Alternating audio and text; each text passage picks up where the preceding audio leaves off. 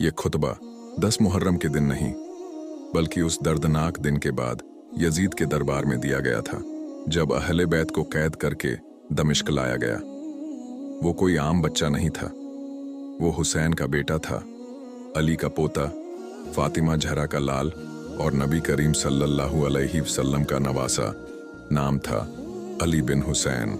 लोग उन्हें कहते थे जैनुल आबिदीन, यानी इबादत गुजारों की जीनत। उम्र सिर्फ 23 साल, मगर आंखों ने क्या क्या देख लिया था।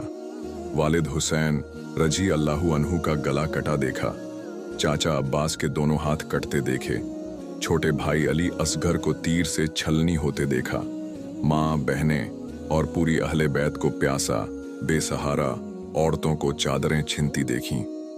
और फिर उसी नौजवान को जो नबी का खून था, जिसे रसूलुल्लाह सल्लल्लाहु अलैहि वसल्लम कांधे पर बैठाते थे, उसे गर्दन में तौक, हाथों में हथकड़ी, पांवों में बेड़ियां डालकर और उन्हें अपने घर वालों की लाशों के साए में से खींचकर कूफा और फिर दमिश्क शाम की सड़कों से घसीटते हुए और आखिरकार लाकर खड़ा कर दिया गया यजीद के दरबार में, जिसके नाना मोहम्मद सल्लल्लाहु अलैहि वसल्लम थे, जिसके वालिद हुसैन थे, जो खुद इमाम था, मगर ना लिबास था, ना ताकत थी, ना तजुर्बा।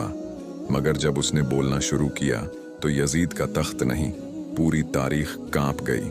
हर तारीफ उस अल्लाह के लिए है जिसने हमें इल्म से नवाजा और हमें पाक बनाया, हमें उम्मतों में मुख्तार किया और हमें किताब का वारिस बनाया।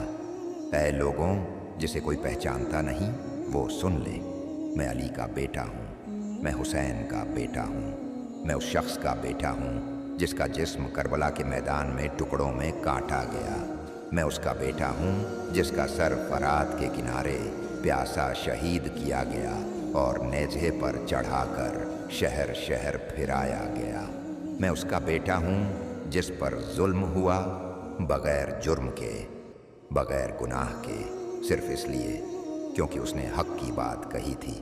मेरा ताल्लुक़ उस घर से है जिसमें जिब्रील आता था, जहाँ अल्लाह का कलाम उतरता था, जहाँ रहमत का दरवाज़ा था।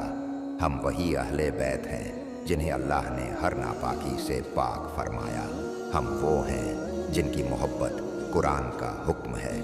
ऐ लोगों, तुम्हें क्या हो गया है?